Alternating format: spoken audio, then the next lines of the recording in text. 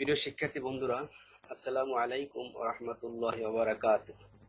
আশা করি তোমরা সবাই ভালো আছো। আলহামদুলিল্লাহ, আমিও ভালো আছি। আজ ইসলাম ও নৈতিক শিক্ষা বিষয়ের ক্লাসে তোমাদের সবাইকে স্বাগত। আমি প্রথমেই আমার পরিচয় জানিয়ে দিচ্ছি। আমি মোহাম্মদ নিয়াজ মাখদুম, সহকারী শিক্ষক, ইসলামিয়াত, ডুমুরিয়া সরকারি বালিকা উচ্চ বিদ্যালয়, ডুমুরিয়া, খুলনা। আজ আমি তোমাদের সম্মুখে সপ্তম শ্রেণীর ইসলাম ও নৈতিক শিক্ষা বিষয়ের অধ্যায় 3-এর পাঠ 8 সূরা আত-তাকাসুর সম্পর্কে আলোচনা করব ইনশাআল্লাহ।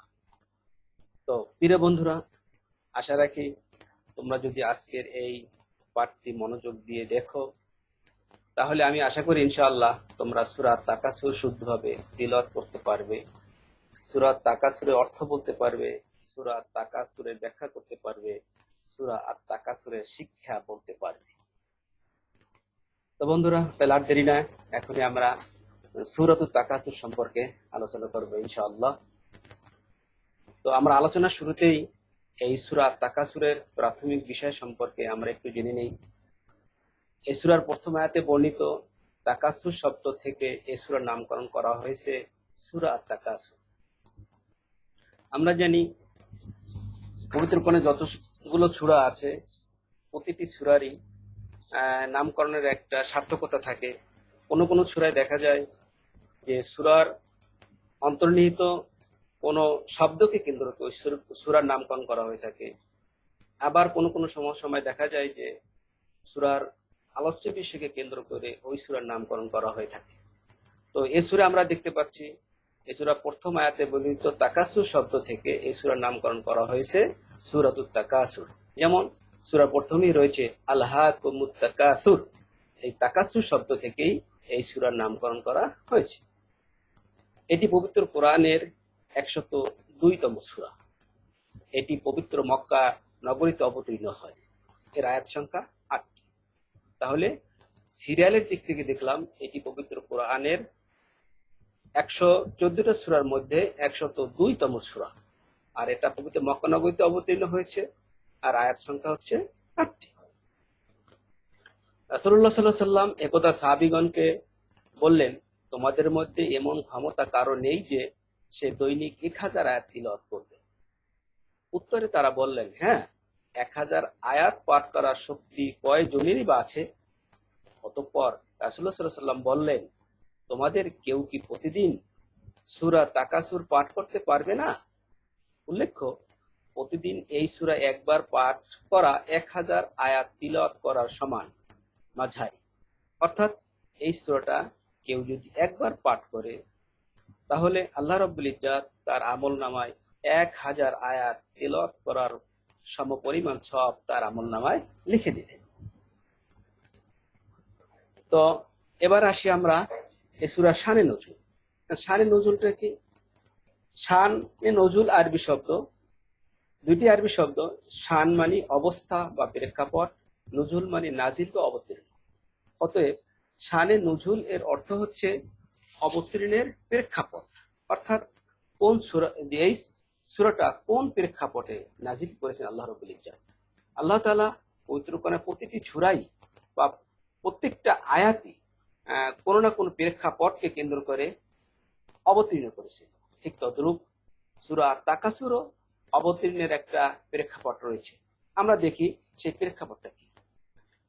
কুরাইশের শাখা গোত্র ছিল বনু আব্দি মানাব, বনু কুসাই ও বনু সাহাম। অপর এদের প্রত্যেক গোত্র অপর গোত্রকে লক্ষ্য করে বলতো, কি নেতৃত্ব, কি ক্ষমতা কিংবা জনসংখ্যা, সব দিক থেকে আমরা তোমাদের উপরে।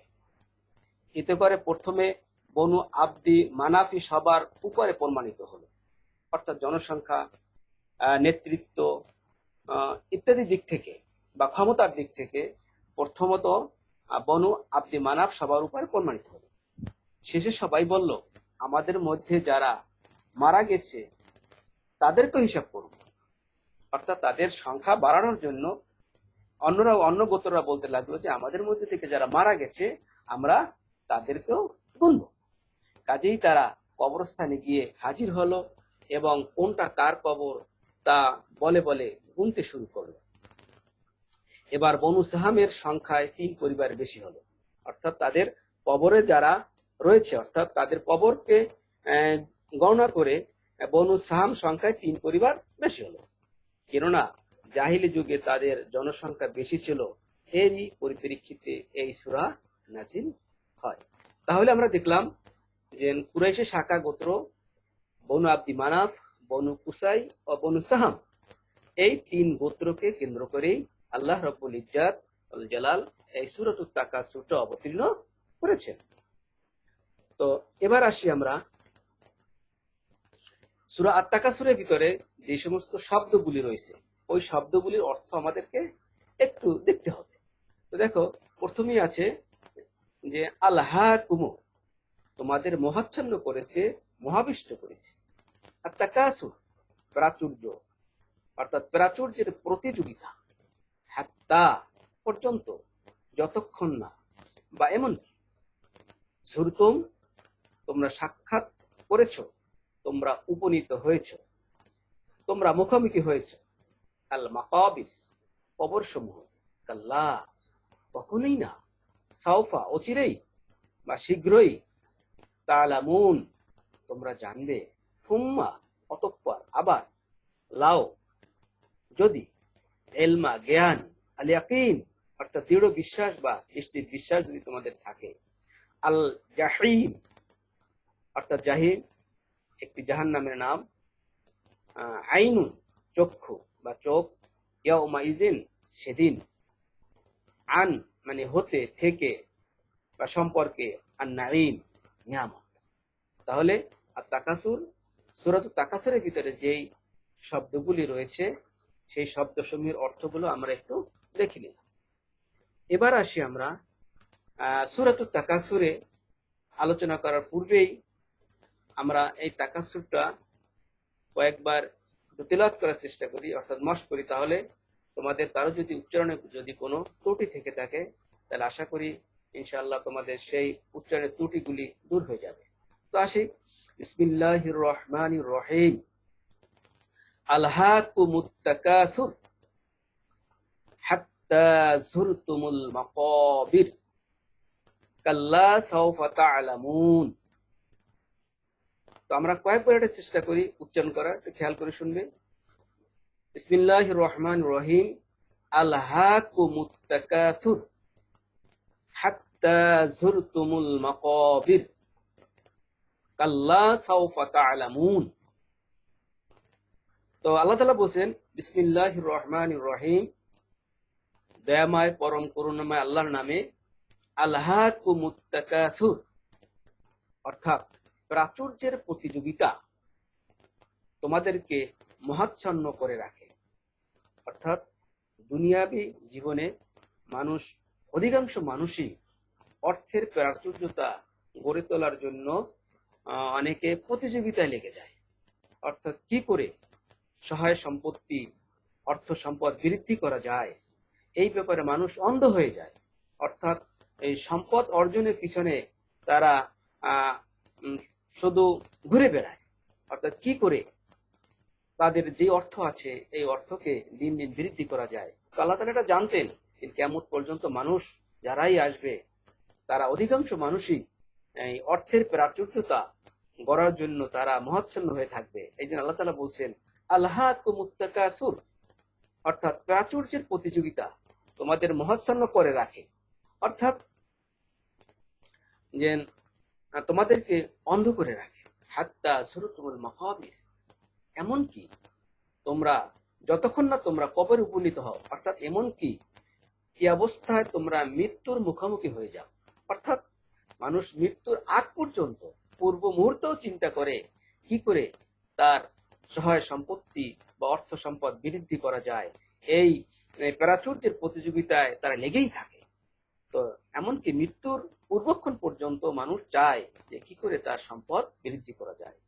আল্লাহ তাআলা বলছেন কাল্লা সাউফা তা'লামুন, এটা সঙ্গত নয়। তোমরা যে কাজ করছো, তোমরা যে অর্থ সম্পদ অর্জনের জন্য একদম মরিয়া হয়ে লেগেছো, এটা তোমাদের সঙ্গত নয়। সাউফা কাল্লা সাউফা তাআলামুন, এটা সঙ্গত নয়, তোমরা অচিরেই জানতে পারবে। অর্থাৎ তোমরা যদি এরকম অর্থ সম্পদ অর্জনের জন্য মহাচ্ছন্ন হয়ে যাও, অর্থের পিছনে ছুটতে থাকো, তাহলে এর পরিণতি কি হবে মৃত্যুর পরে সেটা তোমরা অচিরেই তোমরা জানতে পারবে। তো এর পরবর্তীতে আল্লাহ তাআলা বলছেন সুম্মা কাল্লা সাউফা তাআলামুন, কাল্লা লাউ তাআলামুনা ইলমাল ইয়াকিন লাতারাউন্নাল জাহিম সুম্মা লাতারাউন্নাহা আইনাল ইয়াকিন সুম্মা লাতুসআলুন্না ইয়াওমাইযিন আনিন নাঈম। তো আমরা এইটুকু কয়েকবার উচ্চারণ করার চেষ্টা করি, একটু খেয়াল করে শুনবে। সুম্মা কাল্লা সাউফা তাআলামুন, সুম্মা এখানে ওয়াজিব গুন্না, সুম্মা কাল্লা সাউফা তাআলামুন, কাল্লা লাউ তাআলামুনা ইলমাল ইয়াকিন, কাল্লা লাউ তাআলামুনা ইলমাল ইয়াকিন লাতারাউন্নাল জাহিম, এখানে একটা ওয়াজিব গুন্না, লাতারাউন্না, অর্থাৎ এখানে অবশ্যই গুন্না করতে হবে, একে বলে ওয়াজিব গুন্না। লাতারাউন্নাল জাহিম সুম্মা লাতারাউন্নাহা আইনাল ইয়াকিন, আয়াতের ভিতরে দুইটা পরপর গুন্না আছে, সুম্মা একটা আর লাতারাউন্না একটা।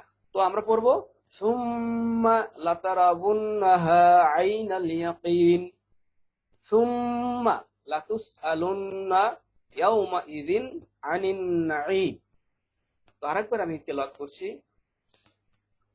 সুম্মা কাল্লা সাউফা তা'লামুন, কাল্লা লাউ তা'লামুনা ইলমাল ইয়াকিন লাতারাউন্নাল জাহিম সুম্মা লাতারাউন্নাহা আইনাল ইয়াকিন সুম্মা লাতুসআলুন্না ইয়াওমাইযিন আনিন নাঈম।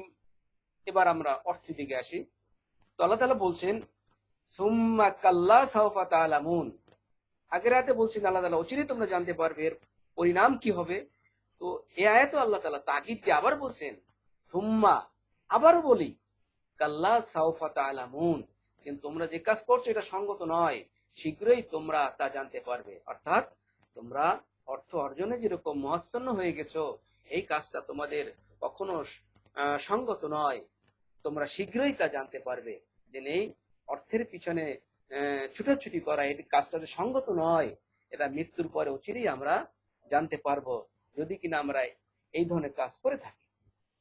কাল্লা লাউ তা'লামুনা ইলমাল ইয়াকিন, আল্লাহ তাআলা আবার সাবধান করে দিচ্ছেন, কাল্লা সাবধান, লাউ তা'লামুনা ইলমাল ইয়াকিন, তোমাদের নিশ্চিত জ্ঞান থাকলে অবশ্যই তোমরা মহাচ্ছন্ন হতে না।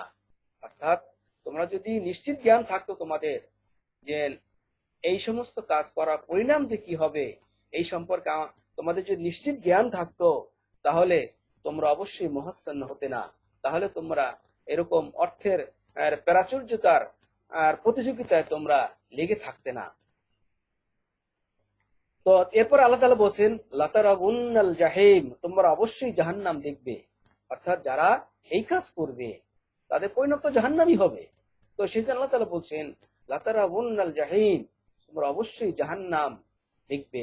অর্থাৎ এই ধরনের কাজে লিপ্ত থাকলে আল্লাহ রাব্বুল ইজ্জাতের আদেশ পালনকে ভুলে গিয়ে, আল্লাহ রাব্বুল ইজ্জত আমাদেরকে যেই জন্য সৃষ্টি করেছেন সেই উদ্দেশ্য বাস্তবায়ন না করে আমরা যদি শুধুমাত্র অর্থের পিছনে ছুটতে থাকি, তাহলে আমাদের অবশ্যই জাহান্নামে যেতে হবে। আল্লাহ রাব্বুল ইজ্জত আমাদেরকে এতে হেফাজত করুন। আল্লাহ তাআলা বলছেন লাতারাউন্নাল জাহিম, তোমরা অবশ্যই জাহান্নাম দেখবে।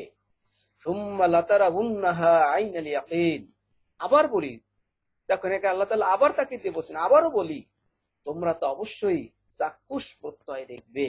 অর্থাৎ এই ধরনের কাজের পরিণাম যে কি হবে সেটা তোমরা অবশ্যই চাক্ষুষ প্রত্যয়ে দেখবে, অর্থাৎ নিজ চোখে তোমরা মৃত্যুর পরবর্তী জীবনে সেটা দেখতে পারবে। সুম্মা লাতুসআলুন্না ইয়াওমাইযিন আনিন নাঈম, সেদিন কি হবে? ততঃপর অবশ্যই সেদিন তোমাদের নিয়ামত সম্পর্কে জিজ্ঞাসা করা হবে। সুম্মা লাতুসআলুন্না, অবশ্যই তোমাদেরকে অতঃপর অবশ্যই তোমাদেরকে জিজ্ঞাসা করা হবে ইয়াওমাইযিন, সেদিন আনিন নাঈম, তোমাদেরকে প্রদত্ত নিয়ামত সম্পর্কে। অর্থাৎ আল্লাহ রাব্বুল ইজ্জাত ওয়াল জালাল আমাদের দুনিয়াতে যে সমস্ত অর্থ সম্পদ দিয়েছেন, এই অর্থ সম্পদ বা নিয়ামত দিয়েছেন, এই নিয়ামতের নিয়ামত সম্পর্কে আল্লাহ রাব্বুল ইজ্জাত আমাদেরকে জিজ্ঞাসা করবেন যে তার নিয়ামত ভোগ করে পৃথিবীতে আমরা কি করেছি, সেই নিয়ামতের শুকরিয়া করেছি কিনা। তা এই ব্যাপারে আল্লাহ রাব্বুল ইজ্জাত আমাদেরকে অবশ্যই জিজ্ঞাসা করবে। তো আল্লাহ তাআলা বলছেন সুম্মা লাতুসআলুন্না ইয়াউমাইযিন আনিন নাঈম, অবশ্যই অতঃপর অবশ্যই সেদিন তোমাদের নিয়ামত সম্পর্কে জিজ্ঞাসা করা হবে। এ পর্যায়ে আমরা এতক্ষণ যে আলোচনা করলাম সূরার অর্থটা, এর আল্লাহ তাআলা এর দ্বারা কি বুঝাতে চেয়েছেন, মূল জিনিসটা অর্থাৎ ব্যাখ্যাটায় আমরা একটু আসি, দেখি ব্যাখ্যায় কি বলছে। ব্যাখ্যা: এ সূরায় ধন সম্পদের মোহ ও প্রতিযোগিতা সম্পর্কে মানুষকে সতর্ক করে দেওয়া হয়েছে। তো বলা হচ্ছে এ সূরায় ধন সম্পদের মোহ ও প্রতিযোগিতা সম্পর্কে মানুষকে সতর্ক করে দেওয়া হয়েছে। অর্থাৎ ধন সম্পদের মোহ ও প্রতিযোগিতা যাতে করে মানুষ না করে, এই ব্যাপারে আল্লাহ তাআলা এই সূরাতে সতর্ক করে দিয়েছেন। যে আল্লাহ তাআলা তো বলেছেন এখানে, যদি তোমরা এই ধরনের কাজ করো তাহলে অবশ্যই তোমরা জাহান্নামে নিক্ষিপ্ত হবে। মানুষ স্বভাবতই ধন সম্পদ, টাকা পয়সা ইত্যাদির প্রতি লোভী হয়। এটা স্বাভাবিক, মানুষের স্বাভাবিক যে অধিকাংশ মানুষই তাদের ধন সম্পদ, টাকা পয়সা ইত্যাদির প্রতি তারা লোভী থাকে। কি করে তার ধন সম্পদ, টাকা পয়সা একটু অর্জন করা যায়, একটু বেশি বৃদ্ধি পায়, এটা সব মানুষই চায়। প্রাচুর্য লাভের জন্য পরস্পর প্রতিযোগিতায় লিপ্ত থাকা অবস্থায় মানুষের মৃত্যু এসে যায়। আল্লাহ তাআলা বলছেন এই প্রাচুর্যতার প্রতিযোগিতা মানুষ যেটা নির্দিষ্ট সময় পর্যন্ত করে তা না, তারা এমনকি তারা মৃত্যু পর্যন্ত উপনীত হওয়ার পর্যন্ত মানুষ এই সমস্ত অর্থ সম্পদ অর্জনের প্রতিযোগিতায় লিপ্ত থেকে যায়। তাই জন্য আল্লাহ তাআলা বলছেন প্রাচুর্য লাভের জন্য পরস্পর প্রতিযোগিতায় লিপ্ত থাকা অবস্থাতেই মানুষের মৃত্যু এসে যায়। অথচ সে মৃত্যুর পরবর্তী জীবনের জন্য কোনো প্রস্তুতি নিতে পারে না। অর্থাৎ সার্বক্ষণিক সে অর্থ উপার্জনের কাজে সে ব্যস্ত থাকে, সে পরবর্তী জীবনের জন্য প্রস্তুতি নেওয়ার সে সুযোগ সে পায় না। কিন্তু এরূপ করা ঠিক নয়, কেননা ধন সম্পদ হলো ক্ষণস্থায়ী বিষয়। অর্থাৎ আজ আছে ধন সম্পদ, কাল নাও থাকতে পারে। আল্লাহ তাআলা আজকে দিয়েছেন, কালকে সম্পত্তি নাও থাকতে পারে। তো এগুলোর প্রতি মোহ মানুষকে মোহাচ্ছন্ন করে রাখে, যে এই মানুষ অর্থ উপার্জনের প্রতি মানুষকে এই লোভটা মানুষকে মোহাচ্ছন্ন করে রাখে। অথচ আখিরাতের সাফল্য ও কল্যাণ এগুলোর তুলনায় কতই না উত্তম। আল্লাহ তাআলা বলছেন যে এই পৃথিবীতে বসে এই অর্থ উপার্জনের জন্য মোহাচ্ছন্ন না হয়ে আমরা যদি আমাদেরকে যে উদ্দেশ্যে আল্লাহ তাআলা সৃষ্টি করেছেন সেই উদ্দেশ্যের দিকে খেয়াল রেখে আমরা যদি তার হুকুমের প্রতি খেয়াল করি, তাহলে এটাই তো আমাদের জন্য কতই না উত্তম। মানুষের উচিত দুনিয়ার তুলনায় আখিরাতকে প্রাধান্য দেওয়া। অর্থাৎ মানুষের উচিত যে দুনিয়ার জীবন তো ক্ষণস্থায়ী, এই যে দুনিয়ার জীবনকে প্রাধান্য না দিয়ে আখিরাতকে প্রাধান্য দেওয়া উচিত। অর্থাৎ আখিরাতের সামান, আখিরাতের জীবন আমাদের কিভাবে যাবে, সেজন্য সেখানকার সামান আমাদেরকে পৃথিবীতে বসেই অর্জন করে যাওয়া উচিত। মানুষ যদি আখিরাতের বাস্তবতাকে উপলব্ধি করত, তবে কখনোই দুনিয়ার প্রাচুর্যের প্রতি আকৃষ্ট হতো না। মানুষ যদি আখিরাতের বাস্তবতাকে উপলব্ধি করত, অর্থাৎ আখিরাতে তাদের কি হবে এটা যদি চিন্তা করত, উপলব্ধি করত, তাহলে কখনোই দুনিয়ার প্রাচুর্যের প্রতি আকৃষ্ট হতো না। এরপর বলছেন মৃত্যুর পর মানুষ আখিরাতকে বুঝতে পারবে। দুনিয়া থাকাকালীন মানুষ আখিরাতের বিষয় জানতে পারে না, বুঝতে পারে না, কিন্তু ঠিকই বুঝতে পারবে আখিরাতের জীবনে। আখিরাতের নানা বিষয় চাক্ষুষ প্রত্যক্ষ করবে, অথচ সে তখন কিছুই করতে পারবে না। অর্থাৎ মানুষ যখন আখিরাতের জীবনে পাড়ি দিবে, তখন আর তার কিছুই করার থাকবে না, বরং দুনিয়ায় প্রাপ্ত নিয়ামত সম্পর্কে সে জিজ্ঞাসিত হবে। যে আখিরাতে কাল কিয়ামতের ময়দানে, হাসরের ময়দানে দুনিয়া আল্লাহ রাব্বুল ইজ্জত আমাদের কিছু নিয়ামত দিয়েছেন, এই নিয়ামত সম্পর্কে আমরা জিজ্ঞাসিত হব। দুনিয়ার লোভ লালসা ও অন্যায় অনৈতিকতার জন্য সে জাহান্নাম প্রত্যক্ষ করবে। অর্থাৎ দুনিয়াতে যদি আমরা শুধু লোভ লালসা করে যাই এবং অন্যায় অনৈতিকতার কাজে যদি আমরা ব্যস্ত থাকি, তাহলে সে জাহান্নাম অবশ্যই প্রত্যক্ষ করবে। আল্লাহ রাব্বুল ইজ্জাত আমাদেরকে পরকালীন জীবনে জাহান্নাম থেকে পরিত্রাণ দান করুন। আমরা বলছি আমিন। এই পর্যায়ে আমরা এতক্ষণ যে আলোচনা করলাম সূরাতুত তাকাসুরের শানে নুজুল, অর্থ এবং ব্যাখ্যা আলোচনা করলাম। এর দ্বারা আমরা কি বুঝতে পেরেছি, যে এর শিক্ষাটা কি? দেখি, আমরা দেখতে পাচ্ছি এই সূরাটার মধ্যে 4টা শিক্ষা রয়েছে। প্রথম নাম্বার শিক্ষা হচ্ছে সম্পদে প্রাচুর্যের প্রতি মহাচ্ছন্ন থাকা উচিত নয়। সম্পদ বাড়ুক, সম্পদে প্রাচুর্যের প্রতি মহাচ্ছন্ন থাকা উচিত নয়। যে সম্পদ সার্বক্ষণিক যে আমরা সম্পদ বৃদ্ধির পিছনে লেগেই থাকবো, এটা থাকা উচিত নয়। নাম্বার 2, এটি মানুষকে আখিরাত ভুলিয়ে দেয়। অর্থাৎ সম্পদের প্রাচুর্যতার প্রতি মহাচ্ছন্ন মানুষকে আখিরাত ভুলিয়ে দেয়। অর্থাৎ সে আখিরাতের কথা চিন্তা করার সে সুযোগ পায় না, আখিরাত থেকে সে দূরে চলে যায়, আখিরাতের কল্পনা থেকে সে দূরে চলে যায়। অন্যায়ভাবে ধন সম্পদ উপার্জনকারী জাহান্নামে নিক্ষিপ্ত হবে। অর্থাৎ কেউ যদি অন্যায়ভাবে অর্থ সম্পদ উপার্জন করে, তাহলে সে অবশ্যই জাহান্নামে নিক্ষিপ্ত হবে। নাম্বার 4, আখিরাতে সকল কাজের হিসাব নেওয়া হবে। অর্থাৎ দুনিয়ার জীবনে আমরা যখন যেই কাজ করি না কেন, পরকালীন জীবনে, আখিরাতের জীবনে আমাদের সকল কাজের হিসাব নেওয়া হবে। আল্লাহ রাব্বুল ইজ্জত আমাদের সবাইকে এই দুনিয়ার আর কাজের ব্যাপারে পরকালে আমাদের হিসাব নিবেন।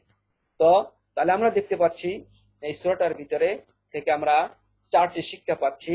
1 নম্বর শিক্ষা হচ্ছে প্রাচুর্যের প্রতি মহাচ্ছন্ন থাকা উচিত নয়।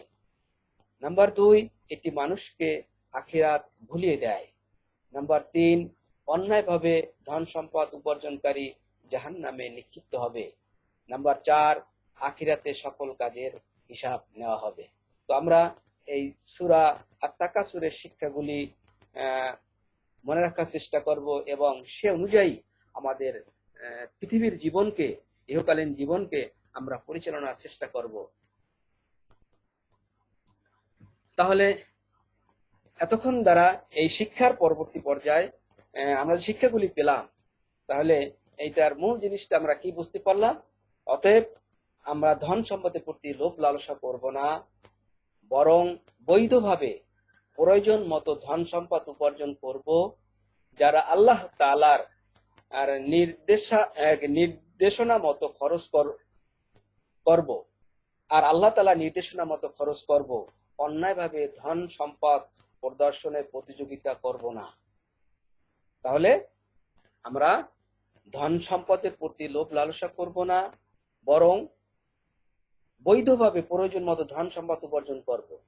বৈধভাবে আল্লাহ তাআলার দেখানো পদ্ধতি অনুযায়ী আমরা আমাদের যতটুকু প্রয়োজন, ইহকালীন জীবনকে পরিচালনা করার জন্য যতটুকু অর্থ সম্পদ প্রয়োজন, তো এইটুকুন আমরা ততটুকুন সম্পদ আমরা বৈধভাবে প্রয়োজন মতো সম্পদ আমরা উপার্জন করব।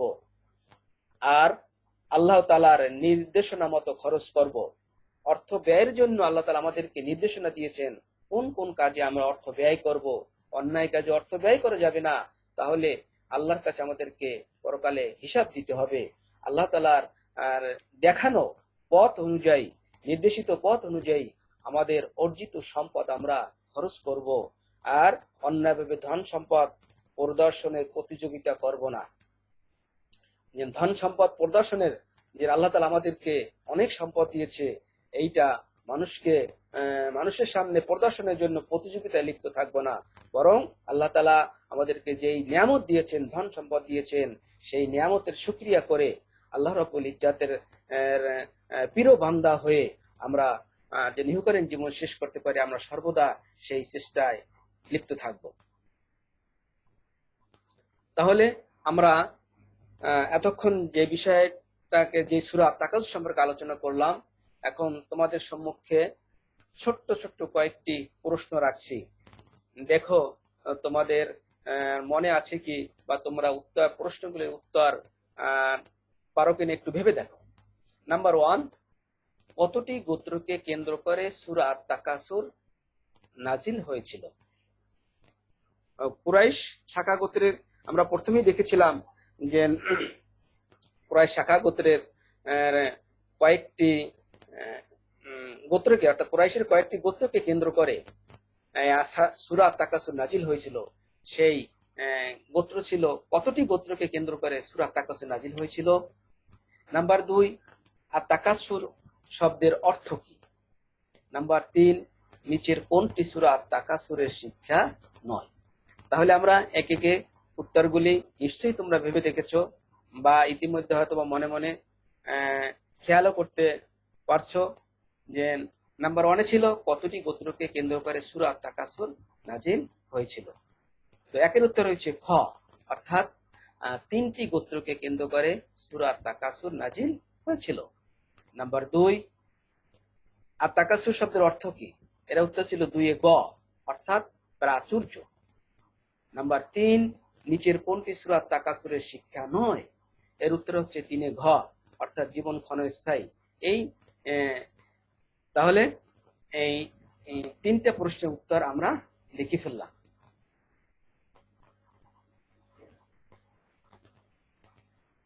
তাহলে তোমাদের আজকের পাঠ শেষে তোমাদের জন্য ছোট্ট একটা কাজ রাখলাম। কাজটা হলো সূরা